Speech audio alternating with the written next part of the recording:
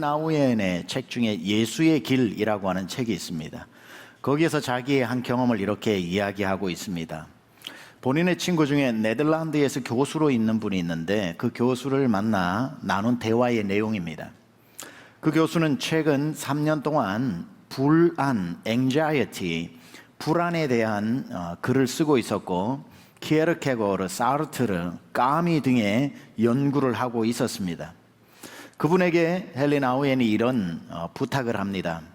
이보시오 친구, 내가 있는 곳으로 와서 기쁨에 대한 강연을 좀 해줄 수 있겠소? 라고 부탁을 합니다. 그러자 돌아온 그 친구의 대답이 이렇습니다. 불안에 대하여서는 내가 밤새도록 이야기할 수 있으나 기쁨에 대해서는 내가 도무지 생각해 보건대 강연할 내용이 없소. 이렇게 이야기를 했다고 합니다. 사람은 생각하는 것, 경험한 것을 얘기할 수 있겠지요.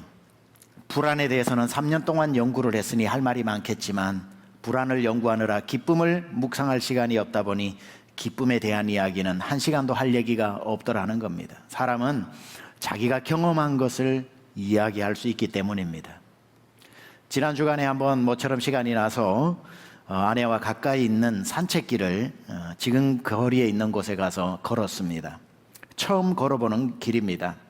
1시간 이상 운동 겸 해서 열심히 걷다 보니까 조금 쉬고 싶어서 주변을 둘러보니 카페가 하나 문이 열려 있었습니다. 커피숍이 1층, 2층, 3층으로 되어 있어서 들어가 보니 사람들이 적지 않게 있어서 제가 1층에서 커피와 티를 주문하고 받는 사이에 저희 집 사람 보고 2층이나 3층에 가서 자리를 잡아두라고 그랬습니다. 그 말을 듣고 아내는 2층으로 올라가고 한참을 걸려서 제가 커피 하나를 받고 티 하나를 받아서 쟁반에 올려서 2층으로 올라가니 없더군요. 3층에 있나 보다 하고 3층에 올라가니 거기 구석에 하나 자리를 잡아두고 있었습니다. 3층 분위기가 또 제가 좋아하는 분위기가 아닌 것 같아서 다시 2층으로 내려가자 그래서 가파른 계단으로 내려와 2층에 자리가 하나 있길래 찾아 앉았습니다.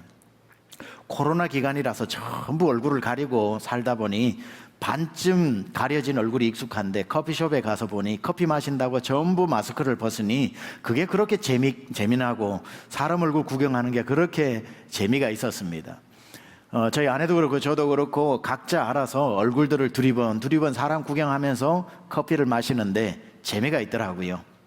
똑같은 마음을 가졌던지 저희 아내가 저보고 문제 하나를 냅니다. 내가 문제 하나를 낼 테니까 맞춰보라고. 무슨 문제냐고 그러니 여기에 가득 앉아있는 사람들 공통점이 있다고. 그 공통점이 뭔지 한번 맞춰보라고 그러니 저도 속으로 생각하던 게 하나 있어가지고 어렵지 않게 빨리 정답을 이야기했습니다. 웃는 사람이 한 명도 없네. 다 심각한 얼굴이야. 그러니 그렇죠.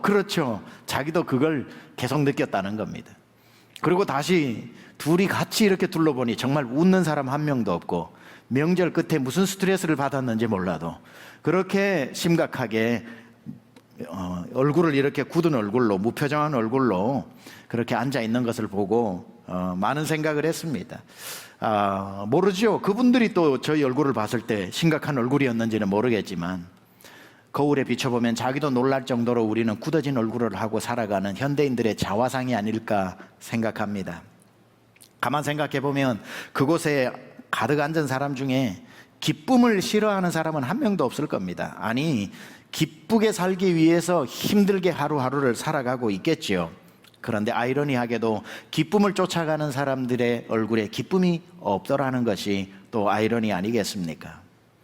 외국인들, 특별히 미국 사람이겠죠. 저의 경험도 마찬가지고 한국에 처음 왔을 때 첫인상을 이야기해 보라면은 대부분 외국인들이 하는 말이 뭐냐면은 한국 사람들의 얼굴이 무표정하다는 겁니다.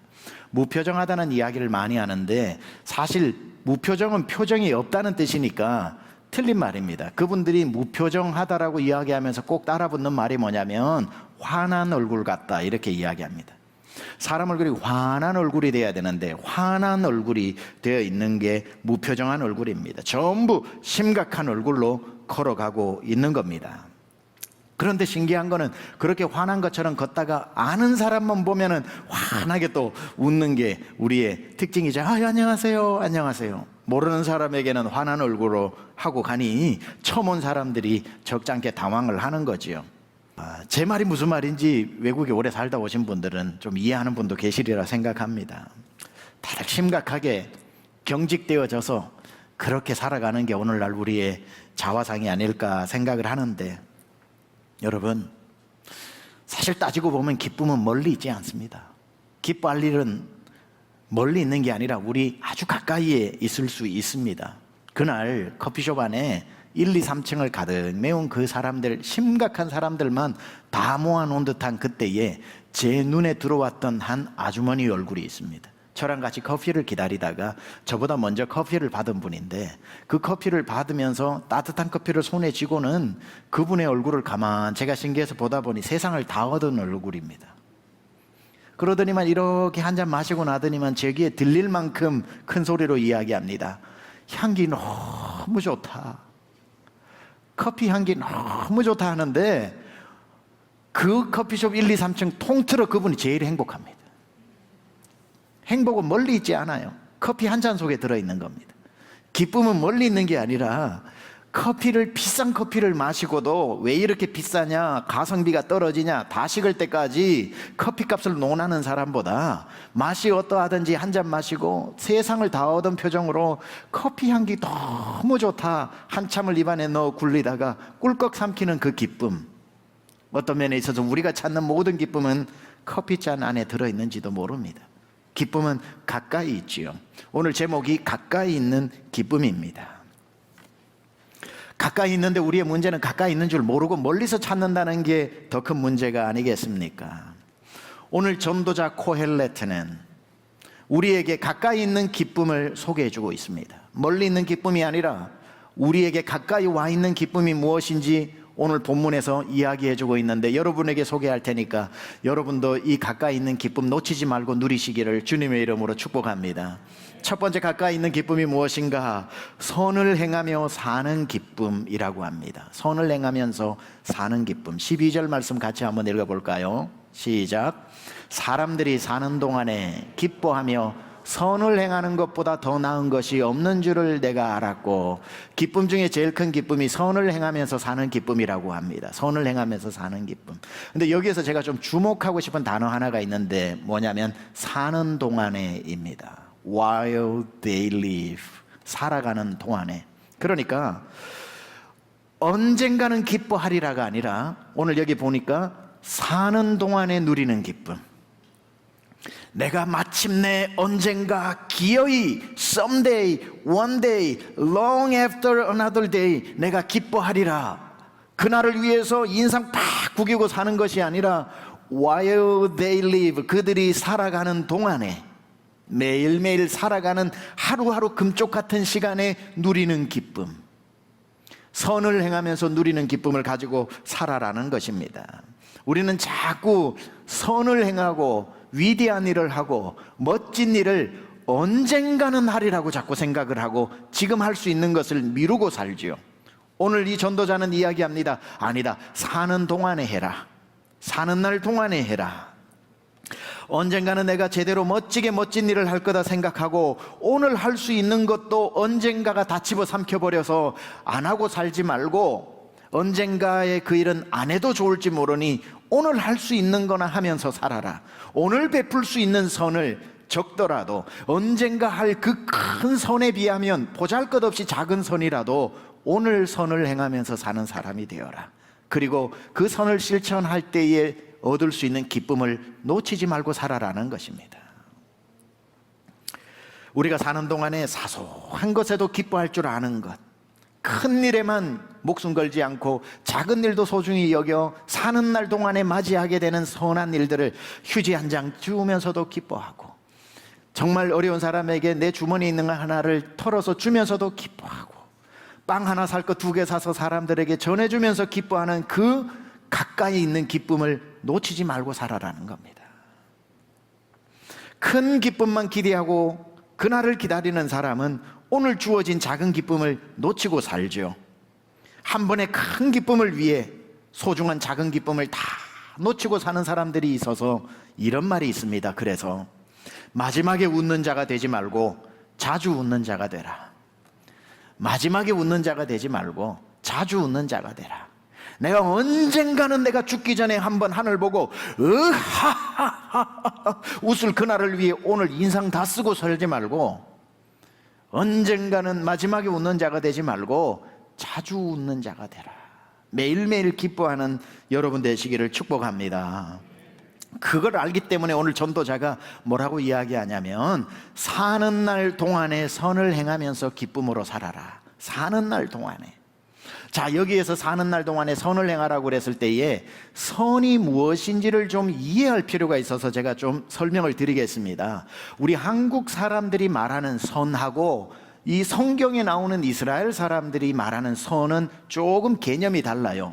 우리 한국적인 개념에서는 doing good, 착할 선, 선한 일을 하는 것을 그야말로 선이라고 그러는데 번역이 좀 아쉽죠. 여기서 말하는 선하다라고 하는 이스라엘 사람들은 어떤 것을 보고 참 선하다라고 얘기하냐면 사이좋게 지내는 모습을 보고 선하다라고 이야기합니다. 그때 쓰는 단어가 토부라고 그러죠. 토부를 한국말로 선하다 이렇게 번역을 했거든요. 그러니까 이스라엘 사람들에게 있어서 가장 선한 모습은 관계가 좋은 모습, 이것을 선하다라는 표현을 씁니다. 예를 들면 하나님이 아담과 하와를 만드시고 아담과 하와가 죄를 짓지 않았던 상태는 하나님과 인간의 관계가 좋았죠. 그 상태를 선한 상태, 깨어진 관계를 악한 상태라고 얘기하죠. 선한 상태. 그래서 하나님이 인간하고 관계가 좋을 때 성경에 뭐라고 얘기합니까? 인간을 지으시고 보시기에 심히 좋았더라. 이때 쓰는 단어가 토부, 이게 선하다라는 용어로 번역되어진 겁니다. 시편 133편 1절에 보면 이런 말씀 나오죠. 형제가 연합하여 동거함이 어찌 그리 선하고 아름다운 거, 이렇게 나오죠. 형제끼리 잘 지내는 것을 선하다라고 표현하고 있는 겁니다. 이때 쓰는 단어도 토부입니다. 그래서 이 선하다라고, 살아가는 내내 선을 행한다라고 하는 것은 관계를 좋게 하면서 산다는 뜻입니다. 자, 그런 차원에 있어서 이스라엘 사람들에게 있어서 선 중에 선은, 일반적인 선은 내가 저 사람하고 잘 지내는 샬롬의 상태, 내가 가족하고도 잘 지내고 친구하고도 잘 지내고 이웃하고도 잘 지내는 상태를 선하다라고 이야기하는데, 이들이 선한 것 중에 가장 지극히 선한 것 중에 하나가 뭐냐면, 가장 위대한 선은 하나님과 잘 지내는 것, 이걸 가장 선하다라고 얘기하는 거예요. 그래서 내가 죄인이 아니고 하나님의 자녀가 된 것을 가장 선하다라고 말하고 있는 것이고, 그게 내 상태로 선한 것이고, 그러면 살아가는 동안에 내가 선한 일을 할 때에 불쌍한 사람 돕고 떨어진 휴지 줍고 하는 게 아니라, 내가 할 수 있는 가장 선한 일이 뭐냐면은 저 사람하고 하나님하고 관계를 회복시켜 주는 것, 이걸 가장 선한 일이라고 이야기하는 겁니다. 그래서 오늘 본문에 나오는 이 전도자가 말하는 사는 날 동안에 선한 일을 하라라고 하는 것을 우리 귀에 못이 박히도록 들었던 말로 바꾸면은 사는 날 동안에 전도하면서 살아라, 그게 가장 성도가 할 수 있는 선한 일이다, 이 말이지요. 하나님을 모르는 사람에게 하나님을 알게 하여 하나님과 관계를 회복시켜 주는 것이 네가 할 수 있는 가장 선한 일이다. 사는 날 동안에 그 일을 하면서 살아라는 겁니다. 하나님을 소개하고 하나님과 관계를 회복시키는 것만큼 여러분이 할 수 있는 선한 일은, 더 큰 선한 일은 없다는 거지요. 어떤 사람은 사업을 해서 돈을 많이 벌어서 무슨 선한 일을 하겠다고 이야기하는데, 사업을 하는 것도 중요하지만 사업하는 중에 만나는 파트너를 예수 믿게 하는 게 사업보다 더 큰 선한 일이라는 겁니다. 학생이 공부를 해서 1등 하는 것도 학생으로 참 선한 일이지만, 그 학생이 앉아 교실에 있는 친구들에게 복음 전하는 것이 가장 선한 일이 될 수 있다는 말이지요. 병원에 입원을 해서 누웠다가 병이 치료되는 것이 가장 선하고 좋은 일이지만, 병원에 누워 환자로 있는 와중에도 옆에 누워있는 환자에게 예수님 아시냐고 예수님 소개해서 하나님 믿게 하는 것도 치료되는 것만큼 선한 일이라는 거지요. 그러니 우리가 살아가는 동안에 내 병이 낫고 나면은 복음을 전하겠습니다. 사업이 성공하고 나면 교회 10개를 짓겠습니다. 내 학생으로서 수석을 하게 되면은 하나님 영광 돌리겠습니다가 아니라, 학생으로 있는 동안에, 사업을 하는 동안에, 내가 병이 되어서 병원에 누워 있는 동안에도 하나님을 모르는 사람에게 하나님을 알게 하는 그 일을 하고 살아라는 겁니다. 사는 동안에 선을 행하라. 그러니 병이 나와서 퇴원을 하는 기쁨만큼 기쁜 게 뭔 줄 아세요? 병중에 누웠다가 옆 사람 예수 믿게 했던 기쁨이 더 크더라는 거예요. 복음 전하면서 받는 그 기쁨이 너무 크고, 내가 사업을 해서 사업에 내가 큰 성공을 하는 것도 기쁘지만 사업하는 중에 파트너 기업들이 예수 믿게 되었다는 것이 더 큰 기쁨이 되는 것이고, 내가 공부하다가 우리 반에서 1등 하는 것도 좋지만 내가 있는 교실의 친구들이 예수 믿게 된 것도 큰 기쁨이더라는 거지요. 학생으로 있는 동안에, 내 병중에 있는 동안에, 사업을 하는 동안에, 직장을 다니는 동안에, while they live, 그들이 살아가는 동안에 하나님과 관계를 회복시키는 일을 하면서 사는 그 기쁨을 놓치지 말고 살아라는 것입니다. 여러분이 주중에 행하는 모든 행동 중에 그것이 그 사람을 하나님하고 관계를 맺어주는 일이라면 여러분은 선하게 살아왔다는 증거지요.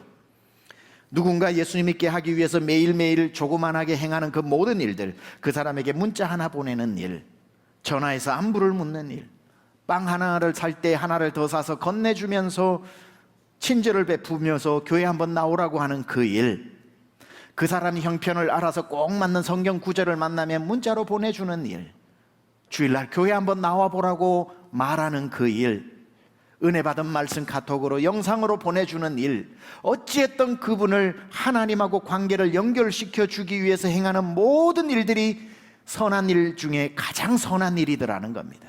살아가는 동안에 선을 행하면서 사는 그 기쁨을 놓치지 말라는 거지요. 부담스러운 마음으로 전도지 이만큼 들고 저 지하철 앞에 갈 때는 또 누구에게 면박당할까, 누구 또 창피당할까 무거운 마음으로 나갔다가 전도지 다 나눠주고 돌아올 때 그 기쁨이 얼마나 큰지, 그 기쁨을 놓치지 말고 살아라는 겁니다. 선을 행할 때만이 누릴 수 있는 그 기쁨 놓치지 않고 사시는 여러분 되시기를 축복합니다. 오늘 전도자가 우리에게 가르쳐주는 우리 가까이 와 있는 두 번째 기쁨은 무엇인가? 하나님이 주신 선물을 알아보는 눈을 가진 기쁨입니다. 하나님이 우리에게 주신 것을 볼 줄 아는 눈을 가진 선물, 그 기쁨 13절에 이렇게 나오죠. 같이 한번 봉독해 볼까요? 시작. 사람마다 먹고 마시는 것과 수고함으로 낙을 누리는 그것이 하나님의 선물인 줄도 또한 알았도다. 전도자가 깨닫게 된 거예요. 아, 내게 주어진 모든 게 그냥 있는 게 아니라 하나님이 주신 선물이었구나. 선물이었구나.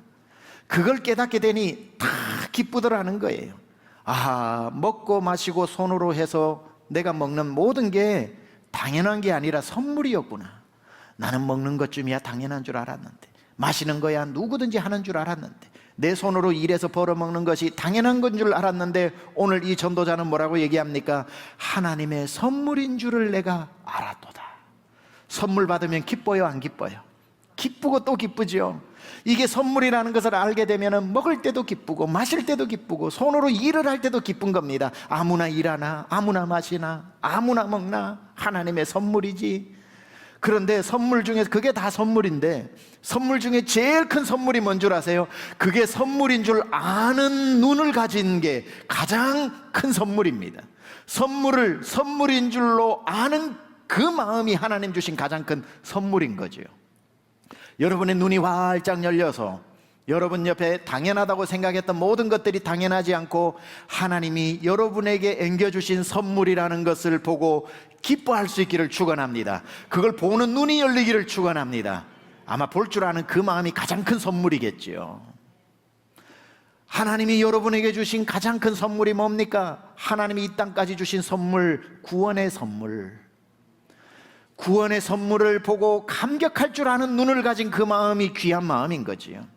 구원을 받고도 어떤 사람들은 뭐 보니까 예수 믿는 사람 한둘이가 아니더구만, 뭐 이 정도 가지고 예수 믿는 게 뭐 대단해하고 그 구원도 하찮게 여겨 건축자들이 버린 돌처럼 버려버리는 사람이 있는가 하면 똑같은 구원을 받고도 40주 40야를 눈물을 흘리면서 왜 날 사랑하나, 왜 날 구원하나, 무엇 때문에 날 찾아오셔서 날 구원하셨나, 그 구원의 선물이 너무너무 값져서 울고 울어도 그 은혜, 그 사랑을 다 갚을 수 없는 구원을 귀하게 여겨 어떤 사람은 예수를 버린 돌처럼 버렸지만 어떤 사람은 버린 돌을 가지고 와서 내 인생의 모퉁이 돌을 삼고 머릿돌을 삼고, 주님 감사합니다, 왜 날 구원해 주셨습니까?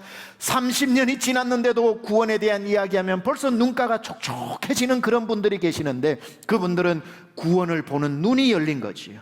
구원이 하나님의 선물이라는 것을 기억하는 사람만이 그 구원의 선물에 익숙해지지 않는 거지요. 그러니 선물이 누구 손에 쥐어지느냐에 따라 하찮게 되기도 하고, 누구 손에 쥐어지느냐에 따라 값지고 값진 것이 되는데, 선물 중에 가장 큰 선물은 그 선물이 값지다라는 것을 볼 줄 아는 눈이 가장 큰 선물입니다. 오늘 그 선물, 그 눈이 여러분에게 회복되기를 축원합니다. 그리고 구원받은 자녀들, 하나님 내팽겨치지 않고 열심히 세상에서 힘있게 능력있게 살아라고 은사와 재능을 주시지요. 그것을 영어로 기프트라고 그럽니다. 은사를. 그것도 선물이라고요. 그러니 하나님은 구원받은 자녀들에게 살아갈 능력도 주시고 힘도 주시고 모든 것을 공급하시는 줄 믿습니다. 그런데 그것을 받아놓고도 어떤 사람은 하찮게 여겨, 누구는 이런 능력 없나? 누구는 예수 안 믿어도 나보다 능력 좋더구만 하면서 주님 주시는 그 재능이라고 하는 선물도 하찮게 여기는 사람이 있는가 하면, 작은 능력을 받고도 웬 은혜인가, 주님이 나에게 이런 재능을 주셨구나, 이런 은혜를 주셨구나, 이런 은사를 주셨구나, 이런 직분을 주셨구나, 나를 오늘도 먹게 하셨구나, 나를 오늘도 마시게 하셨구나, 내 손으로 적어나마 할 일을 주셨구나, 오늘도 숨을 쉬는구나, 오늘도 여기 나와 예배하는구나, 어찌 내가 강남중앙침례교회 성도가 되었단 말인가. 다 가까이 있는 눈이 열리고 나면 감사하지 않은 게 하나도 없는 겁니다. 모든 것, 먹는 것도 감사하고 마시는 것도 감사하고 손으로 수고하는 것도 감사하요, 당연한 것 아니라 하나님의 선물인 줄 믿습니다. 오늘 전도자가 살면서 발견한 하나님의 선물이 대단한 게 아니잖아요. 13절 다시 한번 읽어볼까요? 사람마다 먹고 마시는 것과 수고함으로 낙을 누리는 그것이 하나님의 선물인 줄도 또한 알았도다. 예, 먹는 것도 어려운 일이고 마시는 것도 어려운 일이고 손으로 일하는 일거리를 가지고 있다는 것도 귀한 일이지만, 오늘 그런 뜻이 아니라 사람이 사는 가장 기본적인 기본권을 이야기하는 대표 명사죠. 그러니 대단한 것만 선물이 아니라 먹는 것도 선물이고 마시는 것도 선물이고 내 손가락 까딱하는 것도 선물이라는 것을 이 전도자가 눈이 열리고 보니 감사하지 않은 게 하나도 없더라는 겁니다. 가까이 있다는 거예요. 사람이 기뻐할라 치면 먹는 거 하나 가지고도 기뻐하더라는 거죠. 마시는 것 하나 가지고도 까르르 자지러지게 웃을 수 있는 충분한 이유가 되더라는 겁니다. 보네프가 성도의 공동생활이라고 하는 책에 이런 말을 남겼습니다. 우리가 일상의 선물에 감사하지 않기 때문에 하나님께서 우리를 위해 이미 준비해 놓으신 더 큰 영적인 선물을 받지 못한다. 작은 일에 기뻐해야 큰 기쁨도 오는 것이고, 작은 선물에 감사해야 큰 선물도 있는 것이고, 작은 일에 행복해야 큰 행복도 있는 줄 믿습니다. 성경은 우리에게 이렇게 말씀하죠. 먹든지 마시든지 무엇을 하든지 하나님의 영광을 위해서 살아라. 먹는 것 하나까지도 마시는 것 하나까지도 이걸 들고 내가 어떻게 하나님을 생각하고 하나님께 영광되면서 살 수 있을까? 그렇게 살면 우리 인생 전체가 다 하나님의 영광과 연결되어져 있다는 겁니다. 종교개혁자였던 존 브래드포드라고 하는 분이 있습니다. 이분은 1555년 영국의 피에 메리가 모든 개혁자들을 다 숙청하면서 기둥에 묶어 화형시키면서 피바람이 불 때의 종교개혁자였습니다. 마침내 그도 종교개혁을 하다가 붙잡혀서 화형주에 매달려 죽게 되었는데, 그와 함께 종교개혁을 하던 친구 중에 존 리프라고 하는 분이 있습니다. 그분과 함께 나란히 화형대에 매어 달려 있는데, 두려움에 떨고 있는 친구 존 리프를 향해서 했던 유명한 존 브래드포드의 말이 있습니다. 여보게 편하게 있게나. 오늘 저녁에 우리 주님과 함께하는 즐거운 만찬자리가 준비되어 있다네. 여러분, 죽음 앞에서 어떻게, 이거 우리 예수 제대로 한번 믿어보는 사람의 로망 아닙니까? 나도 죽을 때에 왜 내가 죽어요? 왜 내가 죽냐고 그렇게 폼 빠지게 죽지 않고, 정말 존 브래드포드처럼 폼나게 형제여 두려워하지 말게나. 조금 있으면 우리 주님의 만찬자리에 우리가 서지 않겠나 하고 그 뜨거운 불에 다 종이장처럼 태워지면서도 멋지게 죽어갔던 이 순교자 존 브래드포드가 용맹했기 때문에, 담력이 컸기 때문에, 불을 두려워하지 않는 성격이라서 이렇게 멋지게 죽었을까요? 그가 마지막을 이렇게 멋지게 보낼 수 있었던 가장 중요한 힘은 그의 일상에 있었다고 합니다. 그의 평생의 삶이 늘 주님과 먹든지 마시든지 무엇을 하든지 주님을 생각하면서 살았던 그의 일화가 중요한데, 그를 묘사해 놓은 이야기가 이렇습니다. 매 순간에 그는 복음을 떠올리며 복음과 연관 지으면서 일생을 살았다.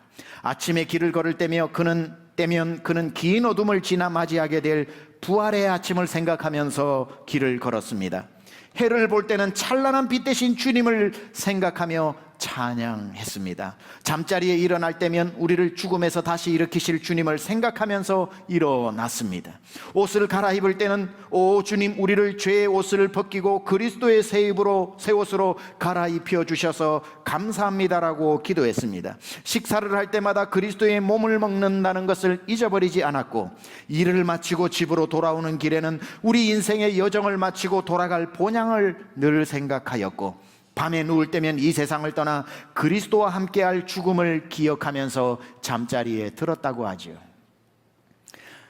어느 날 갑자기 용맹하여 죽음의 순간에 형제여 두려워하지 말게나 잠시 후면 주님과 함께 만찬 자리에 있을 것이네, 이런 믿음이 생기지 않습니다. 그 믿음은 일상에서 잘 때도 죽음을 생각하고, 일어날 때 부활을 생각하고, 먹을 때 주님의 몸을 생각하고, 태양을 볼 때 빛 대신 주님을 생각하고, 옷을 입을 때 새 옷으로 갈아입혀 주신 찬란한 세마포를 생각하고, 늘 주님과 동행했던 삶이기 때문에 그가 죽음의 순간에 그 죽음의 공포보다 내가 그토록 평생 함께 걸어왔던 주님을 곧 만난다는 기쁨이 공포보다 컸기 때문에 그 공포를 집어삼킬 만한 기쁨으로 의연하게 죽음을 맞이할 수 있었던 것입니다. 주님을 만난다는 기쁨이 죽음의 공포를 이기더라는 사실입니다. 따라서 언젠간 내가 주를 위해, 언젠가 한 번은 내가 최고 선한 일을, 언젠가는 호탕하게 웃는 자가 되지 말고, 다시 말씀드리지만 최후에 웃는 자, 마지막에 웃는 자가 아니라 자주 웃는 자, 마지막에 한번 감사하는 것이 아니라 자주 감사하는 자, 이런 차원에 있어서 존 브래드포드 이야기를 제 용어로 바꾸어 보자면 이래야 됩니다. 우리의 삶은 마지막에 예수님 만나지 말고 매일매일 주님을 만나자. 언젠가 만날 주님만 생각하지 말고 매일매일 동행하시는 주님을 만나고 사는 이 기쁨을 빼앗기지 말라는 겁니다. 재림하실 언젠가 재림의 날을 기다리지 말고 재림을 거꾸로 하면 뭐예요? 임재지요. 매일매일 임재 속에서 살아가라는 겁니다. 언젠가의 재림 한 번을 기다리지 말고 날마다 임재 속에서 살아가고, 언젠가 만날 주님이 아니라 매일매일 주님 만나고 살아가는 성도는 매일매일 내 곁에 주신 선물을 보고 감사하고, 매일매일 모든 것에 있어서 하나님의 영광을 생각하고 기억하면서 주님과 동행하며 살아가는 그 기쁨을 빼앗기지 않더라는 겁니다. 오늘 전도자가 가르쳐준 세 번째 가까이 있는 기쁨은 무엇인가? 날 향한 하나님의 계획을 인정하면서 사는 기쁨입니다. 14절을 같이 한번 읽어볼까요? 시작. 하나님께서 행하시는 모든 것은 영원히 있을 것이라. 그 위에서 더할 수도 없고 그것에서 덜할 수도 없나니 하나님이 이같이 행하심은 사람들이 그의 앞에서 경외하게 하려 하심인 줄을 내가 알았도다.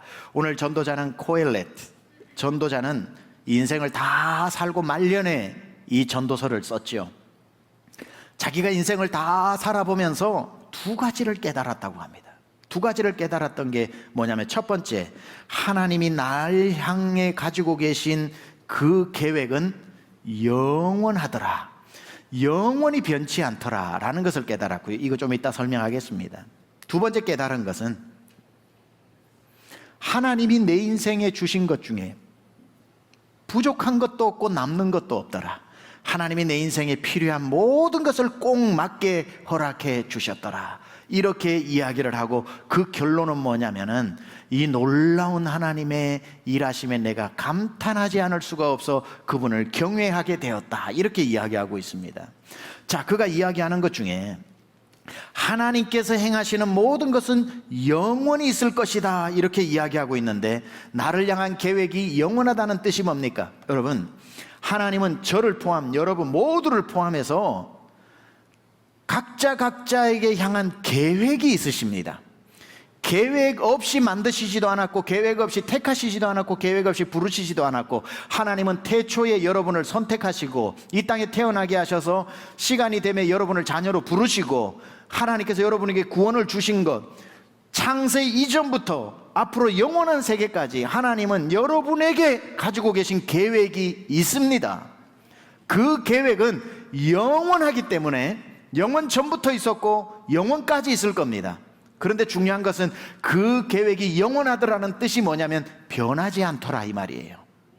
하나님은 완전하신 분이기 때문에 계획을 수정하지 않는다는 거예요. 하나님이 한번 여러분 속에서 내가 아무개 속에서 이런 일을 행하리라, 너희 안에서 행하시는 이는 그리스도니 자기의 기쁘신 뜻을 위하여 하나님의 작정하신 일을 행한다고 했는데, 여러분 안에 세운 계획을 하나님이 그냥 갑자기 세운 계획이 아니라 영원 전부터 계획하셨고, 그 계획을 지금도 이루어 가시며 영원까지 그 계획을 변개시키지 아니하시고 이루어 가실 것입니다. 다른 말로 하면 하나님은 여러분 안에 그 계획을 완전히 완벽하게 이루실 거라는 겁니다. 이게 왜 중요하냐면, 언제 기쁨이 찾아오냐면, 나는 계획 없이 만들어진 존재가 아니구나, 나는 버려진 존재가 아니구나, 나는 하나님의 계획 속에 있는 존재구나. 지금은 실패한 자 같으나, 지금은 내가 멈추어 있는 자 같으나, 지금은 내가 아무것도 못하는 이런 사람이 된 것 같지만 하나님의 계획은 계속 진행되고 있는 거구나. 영원 전부터 지금을 지나 영원까지 하나님이 나에게 세운 계획이 변하지 않는 것이구나. 그분이 계획하셨음에 그분이 이루실 것입니다.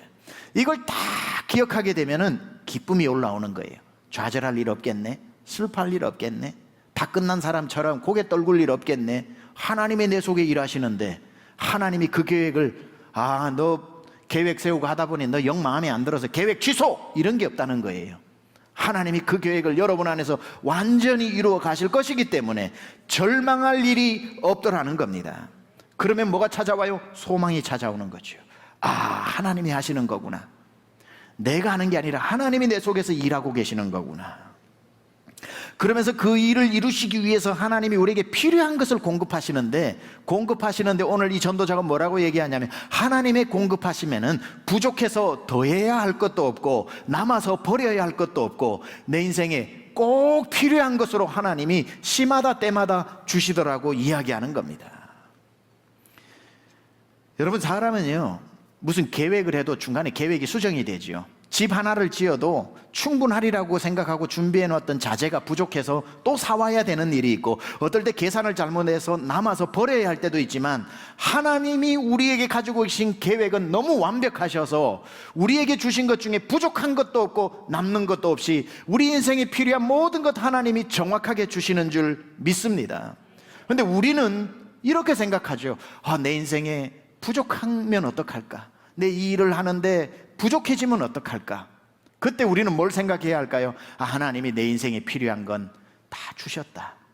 하나님이 주시는 것에는 부족해서 더해야 할 것도 없고 과하게 주셔서 남기는 것도 없이 내 인생 꼭 맞춤형으로 하나님이 다 준비해 두셨다. 하나님은 여러분 안에 완벽하게 일을 행하시는 줄 믿습니다. 나의 반석이신 하나님, 행하신 모든 것 완전하시니, 나의 생명 되신 하나님, 내게 행하신 일 찬양합니다. 신실하신 하나님, 변함이 없는 좋으신 나의 주. 신실하신 하나님, 변함이 없는 하나님, 내게 행하시는 일 완전하신 줄 믿습니다. 이걸 전도자가 깨닫고 인생 다 지나고 보는 한 노인의 고백이라고 그랬죠. 노인의 고백. 내 젊은 날 돌아보니 그때 없어도 어떡하냐, 없어서 어떡하냐, 또 손에 쥐고도 없어지면 어떡하냐, 없어지면 어떡하냐, 그렇게 불안한 젊은 날을 보내왔는데 내 인생 다 살고 돌아보니 하나님이 내게 부족함 없이 주셨다. 하나님이 한 번도 내게 부족하게 주신 적이 없다. 하나님이 중간에 부족하여 남에게 꾸어다가 주신 적이 없고, 내 인생 선택하시고 자녀로 부르실 때 내 인생 걸어가기 넉넉할 만큼 하나님이 부족하여 더하여야 할 것이 없이 하나님이 꼭 필요한 대로 주셨구나. 이 전도자 코엘레트가 자기 인생을 돌아보면서 고백한 고백이, 날 향한 하나님의 계획은 영원하여 변함이 없고 그 계획을 이루시기 위해 하나님이 주신 것 중에 부족한 것이 없었다. 그걸 돌아보니 자기 머리가 소름이 착 끼치는 것 같았어요. 그러다 보니 노년의 이 전도자가 그걸 깨닫고 난 뒤에 주님 앞에 무릎을 꿇고 두 손을 들고 난 뒤에 고백하는 것이, 하나님은 완벽하신 하나님이십니다. 그때 나오는 게 감탄사. 와, 하나님 어찌 내 인생을 이렇게 설계하시고 오늘에 이르기까지 나는 그 뜻을 다 몰라, 하나님의 뜻을 다 이해하지 못해 죽을 사람처럼 그때 불안한 젊은 날을 보내고 내 인생 다 끝난 것처럼 그렇게 초조해하면서 살았는데 그 인생 다 살고 오늘 내 인생 돌아보니 주님은 완전하십니다 하고는 무릎 꿇고 하나님의 하나님 되심을 경탄하지 않을 수가 없는데, 그게 14절에 이렇게 이야기하고 있죠. 하나님이 이같이 행하심은 사람들이 그의 앞에서 경외하게 하려 하심인 줄을 내가 알았도다. 주님이 이러시는 거예요. 막 젊어서 떨고 있는 사람에게, 야, 떨지 마라. 네가 세운 계획이 아니라 내가 세운 계획인데 실패할 리 있냐? 부족하다 울지 마라. 계획 세운 내가 자재를 부족하게 주겠냐? 너 나중에 내 앞에서 분명히 감탄사 연발할 거다. 내 앞에 무릎 꿇고, 와, 주님 완전하시군요. 주님 완벽하시군요. 하나님이 이같이 행하시면 사람들이 그의 앞에서 경외하게 하려 하심이라. 반드시 여러분 입에서 하나님 대단하십니다, 역시 하나님이시군요, 와, 하나님이 날 향한 계획이 이토록 대단한 것이었군요, 무릎을 꿇지 않을 수 없게끔 만드시고 손을 들지 않을 수 없게끔 만드시고 입에서 감탄과 경탄이 나오지 않을 수 없도록 만드셔서 주님을 경외하게 만드실 것입니다. 여러분의 계획 잘 안 될 수도 있지만 여러분에게 세워놓은 하나님의 계획은 한치 오차도 없으니 마침내 우리의 입을 통해서 이런 고백이 나오게 되는데, 하나님의 말씀 이사야 55장 8절에 9절에 이는 내 생각이 너희의 생각과 다르며 내 길은 너희의 길과 다름이니라. 여호와의 말씀이니라. 이는 하늘이 땅보다 높음 같이 내 길은 너희의 길보다 높으며 내 생각은 너희의 생각보다 높음이니라. 하나님의 계획이 여러분 안에서 신실하게 한치 오차도 없이 완벽하게 진행되고 있는 줄 믿습니다. 여러분 인생 마지막에 돌아보면 오늘 이 노인의 전도자처럼 똑같이 고백할 겁니다. 하나님, 내 인생에 부족한 것 없었군요. 하나님 다 주셨던 것이군요. 사랑하는 여러분, 가까이 있는 기쁨이 무엇입니까? 사는 날 동안에 선을 행하면서 한 사람에게라도 예수 전하면서 사는 그 기쁨 빼앗기지 마세요. 그리고 대단한 기쁨 어디 숨겨놓은 것 아니니 먹는 것에서도 기쁨, 마시는 것에서도 기쁨, 내 손가락 움직이는 것도 기쁨, 그것을 보는 눈을 회복하시기를 축복합니다. 그리고 여러분을 향한 하나님의 계획은 그 한치 오차도 없이 진행되고 있기 까닭에 반드시 여러분 입에서 하나님을 찬양하게 만드는 그 현장에 여러분 주님 데려다 놓으실 것이 분명하기에 오늘도 감사하면서 행복하고 기쁘게 살아가는 여러분 되시기를 주님의 이름으로 축원합니다.